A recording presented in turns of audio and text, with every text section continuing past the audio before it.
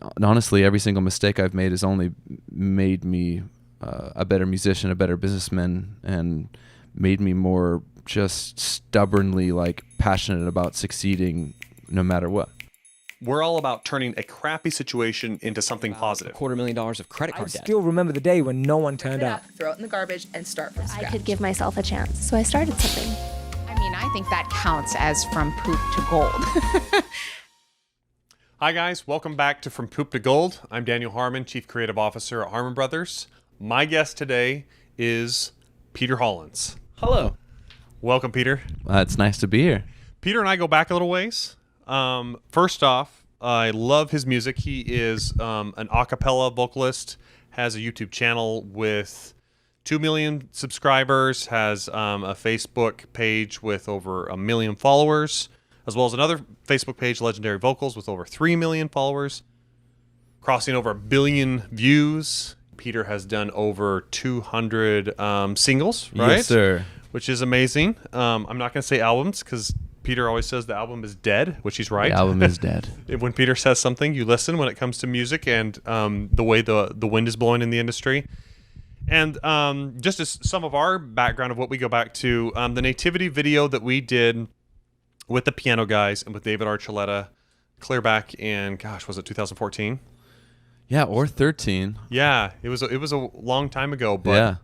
collabed on that one, had a ton of fun, really enjoyed each other's time together, and we've been at the same conferences and different things like that over and over again. It's always a pleasure to catch up. I want to go a little bit into kind of your origin story for our audience. Yeah, sure. Well, you know what? I found out that I could sing when my mom forced me into choir. I fell in love with it. It ended up getting me a full ride to the University of Oregon. I wanted to become a choral director. I couldn't cut it with piano skills, and so I ended up just getting a voice performance degree. And along the way, I was starting to lose my passion for music in college, so I started an acapella group. Yeah. And this acapella group basically gave me what I needed when I was 20, which was like affirmation from my peers that what I was doing was substantial and that was good. I mean, I just needed that so desperately. And you don't get that in opera. You practice for like 3 months and you have one performance. Yeah. Anyway, That's rough. So I started this acapella group. We performed on campus once a week. It was amazing. I ended up falling in love with the studio. Our first time we recorded an album, I was like, gosh, this is amazing. I love everything about it. There's computers, there's singing, there's microphones. And so all the money I had saved to become a choral director, I took out of the stock market, and I decided to buy my own studio setup, in the house. Best money ever spent, right? Yes. Parents weren't so happy at that point in time. Yeah, they're like, what are you doing? What are you doing, Peter? That you were kind of a gun for hire for a little while. Yeah, because I was like, oh my gosh, I can make a living doing something in music. Yeah. And honestly, when I was in college and I was a pasta boy, because that was my only like quote unquote real job, over the age of 18. I quit after 2 years, and I promised myself that every single penny I would make henceforth would be only from music somehow, whether that was like performing or engineering. Dang. And so I didn't really That's give amazing. myself a plan B. And I was fortunate enough that I was able to make it work, whether it was creating the art or creating the art for somebody else or doing it myself. So ended up being on the sing-off. And honestly, the sing-off didn't do anything for me in terms of like social clout or helping my career. It actually gave me the impetus to turn the mic on myself and stop recording other people, but to record myself, because I was surrounded by all these young kids. Voice. Yeah. I can sing things. you get so passionate when you're surrounded by people that are like-minded, and you had all these people in the show that wanted to make a living singing, and I'd already kind of like been like, well, that's not a real thing. You can't really do that. You have to have a manager and a label, and so I started doing it. And I had been paying attention to these kids on YouTube, because I'm always the oldest. These kids on YouTube, like Kurt Hugo Schneider and Tyler Ward, and Boyce Avenue, and I was like, there has to be a viable business there. Yep. And I didn't really know anything about business at the time. I was just like this, like, I'm an engineer. But I started copying what they were doing. And so just like I taught myself audio engineering. I started teaching myself video editing. Yeah. And so I would go into the studio, finish a song, and then I would set up a video camera, put literally something right in front of the camera and focus on it, and then move that and put my face there and shoot, and the whole deal. And so that was in early 2011. I worked my butt off to do as much of it as I could. Didn't make really very much money, but by the time, and to be clear, you were one-man band on this. I mean, you were the one doing the camera, pulling the focus, doing all that kind of stuff. Yeah, and then taking it and editing it and doing everything. Yeah. So originally, I mean, along the engineering timeline of like 2004 to 2011, I had built peers in my portfolio that did certain aspects better than me, and so by the time creating my own music came along, I did bring in a mixing engineer and an arranger to basically make my weaknesses my strengths. Okay. And so then I basically allowed my content audio-wise to be really, really good. Okay. So at Which some with point music in time, is what matters. Right. Yes. Well, at some point in time, I had done everything, but now that I'm like at this point in my career in 2011, starting to do it myself, I already had a few people doing some aspects of my business, and it only made the end product better. Yeah. And so I learned that very early on that was what I needed. I just didn't have money to do so for everything else until it started coming in. March of 2012 came around, and I got this email from this violinist, and I was like, Lindsay Sterling? And then I checked her out, and I was like, oh my gosh, this girl's like 10x the influence as I am. I have to do this. Mm-hmm. I mean, I only sing a cappella, but like I'll just make it work. Yeah. And so we talked a lot, and we ended up agreeing on doing the Skyrim theme. The violin's an a cappella instrument, for the record. Basically. At least for a Lindsay collab, right? Yeah. And so that one video turned my entire life around, not only being able to collaborate with Lindsay, but Devin Graham was shooting the video at that point in time. And so the experience of doing it with them and the way that they treated me as a peer and a collaborator and not a competitor, as all the music industry used to be, that changed my life from a mindset perspective. And then just the resulting growth in distribution of my content to her fans changed my financial business. I mean, I went from just paying for some of my rent to paying for my rent and my food just with like one single with Lindsay. And the only reason that really was able to occur was because I already had a portfolio of content that was really substantial. And so when she said, hey, go check out Peter, there was something to be found. Yep. You'd already proven yourself. Yeah. And so from April 2012 on, I stopped recording other people almost entirely and started just doing my own thing, releasing as consistently as possible, paying attention to all the other musicians on YouTube, what they were doing, how they were doing it. And I started mimicking it through my own style. And I guess through lots of hard work, I've gotten to where I am today and made some enormous mistakes.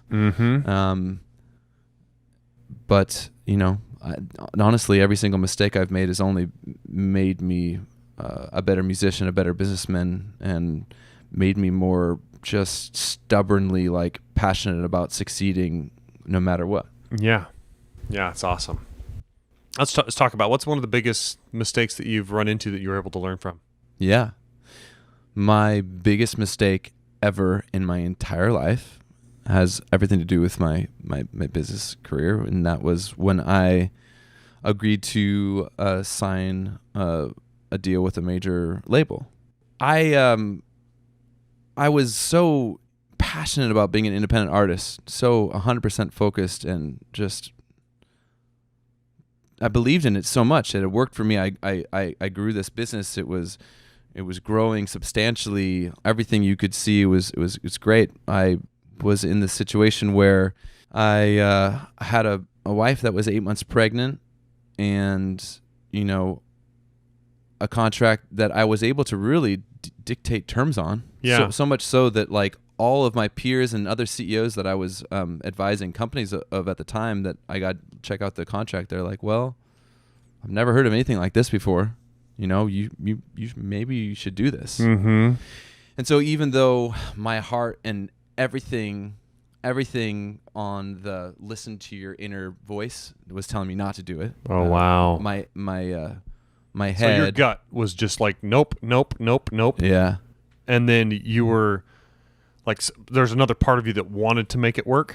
Well, I guess. Honestly, it's I have to take full responsibility for my actions. Yeah. But it came along with so much of this subconscious back of my mind of like, well, this is how the industry works. Like, you're supposed to get make a major record deal, and then doors open, and this happens, and I mean, everyone, my wife, everyone, my family were like, oh my gosh, you have to do this. How could you turn down this much money and this opportunity, and you can tour? And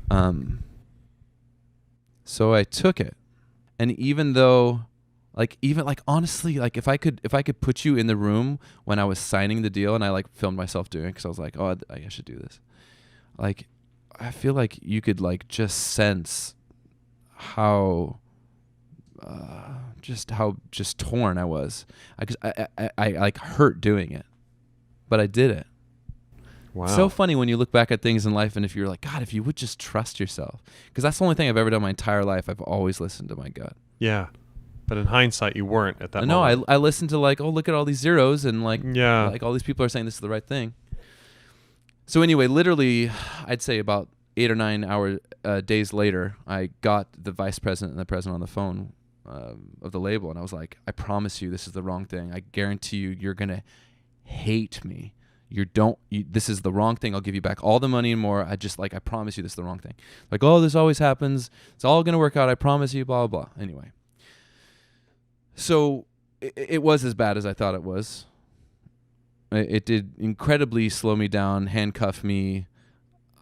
I pulled out of everything that they wanted me to do. They wanted me to go on this like national wide tour. My wife really also wanted me to. I mean, she's a huge performer, and she was jazzed about that. Yeah. You know, because we've been on Broadway together. Yep. And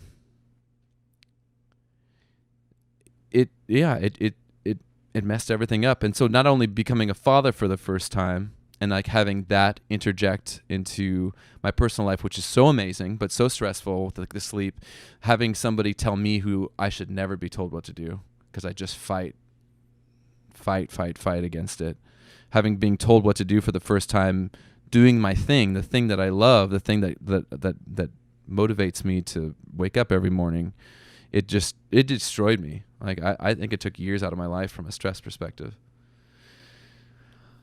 So, I mean, 18 months, 22 months later, I forget what, I was able to find the right lawyer who was able to know the right people because he actually had used to work in that label. Okay. And was able to get me a deal to get me out of it a number of ways. Yep. I mortgaged my future in a way, whether it was monetary or whether it was something else to get out of it. And Yep. it was worth it. I'm still paying the price. Mm-hmm. But I think the most amazing thing now of having the clarity and the time passed is that I truly feel like I wouldn't go back and change my decision now. Wow. Which is crazy because I don't even think I've actually ever said that. But I'm going to say this is the first time I've heard you say that. I really feel like what I learned and doing it firsthand not only gives me the perspective to be able to educate my peers on what to do and what not to do and why not to do it, and hey, I did it and you should not do it, and all of that. Mm-hmm. But I have so much more perspective and passion on that my gut is right, and that everything that I taught myself was right, and that it's just it goes on, and it's just so funny because that same subset of that major record deal, major record label, has come to me multiple times to like try to hire me for consultation, and like it's so silly. So for people that are wanting to get their brand out there, that are wanting to kind of make headway and stuff, you're on all the platforms pretty much. Where would you say right now, 2019, where would you say go focus your efforts? video content, I think live has come and gone in regarding like what they're pushing. Yeah. I think Square content regarding video content is still the best thing to release on Facebook. Yep. In the end, it needs to be valuable to a specific community, and I think on Facebook, that community is obviously older. You know, even people my age are shying away from Facebook still and just focusing on digesting Instagram. Instagram, yeah, that's so kind of where fascinating my to me. habits have gone too. And it's so fascinating how quickly your behavior shifts, because I'd say, you know, 18 months ago I would go to Facebook first. But just because of the way the newsfeed is and the value I get from it, I don't really pay attention there anymore unless I'm working and my job is to release my content on there. Create content for a specific demographic. That's one of the tips. At least know what demographic the content you create attracts, right? Yep. Okay. What's another tip for building an audience on Facebook? I can release one piece of content, and then I can share that same piece of content as though it was the first time I released it over and over and over and over, and keep on getting value and having people still find me and freak out and then become a supporter. Fan. I love that about Facebook, that it's just you can constantly just push it out there, and it's not like you're usually. It always favors the now, right? It does. Whereas like on YouTube, it's not like I could just re-upload the same video on the channel. I mean, no matter if we're talking about like Content ID or the algorithm itself is like, you've already done this. Yep. I'm not sharing this with anyone. Whereas on Facebook, it's just like, people are going to like it. They're engaging right now, so it's going to succeed. That's right. It's so fascinating. Sometimes I've released one exact example. I released my first version of Loch Lomond on my Facebook page. Loch Lomond is a folk song. It is a folk song. Just catching some So people it's up to public speed. domain. Yep. Okay. By on Bonnie Banks. Yes. Okay. And then more of that. So I released that on my actual Facebook fan page, and maybe it got like 500,000 views to me, which is like not successful on Facebook. And then 2 years later, I released it under the name of a different brand that I had created, being Legendary Vocals, because I actually want to share a lot of other artist content, and it immediately got like 40 million views. Yeah. The same piece of content. And repurposed. Yeah, just package, repurpose, put new little like clickbaity title on it, new and it's so fascinating that if you make good content and then you can put it in a new package with a new bow and release it at the right time, like it's astounding what can happen. Yeah. It's like shopping at Goodwill. Yeah, except for all of a sudden it was at Goodwill, and now all of a sudden it's like on Fifth Avenue in New York. Yeah, exactly. Those are some good tips. Anything cool you have coming up that you want to let us know about? Oh gosh, you know what? I'm just so incredibly focused and passionate about educating and teaching my peers. So we have courses that we're teaching directly through universities. We have courses that we're teaching and creating directly for businesses, and then the same courses that we're also releasing to the general public, just under the company name Creator Education, and that's just creatoreducation.com. Awesome. And super excited about it. I'm really excited about bringing in other peers to create educational content. So it's not, you're being taught by somebody who's doing it, and not by some professor that's really good at pedagogy and is like reading books and then regurgitating it. Creator, what was that again? Creatoreducation.com. And I release music videos all the time, every 2 weeks. Where should they look for you with that? Hey, YouTube still provides a great value. I think it's fun. Go to YouTube. Yep. Okay, well, I have a gift for you here, Peter. From Poop to Gold. It's our book there. Does it come with the ice cream, though? I wish. We could sell a lot more of these if it came with ice cream. And then our clients also have a gift for you here. Some Taos Bakes, which are delicious.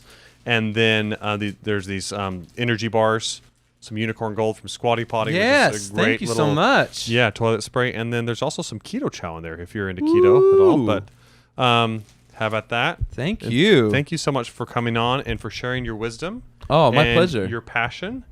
And it's always a pleasure to talk to you at any time. So this has been a treat as always. So ditto. You guys, thank you so much for joining us on this one.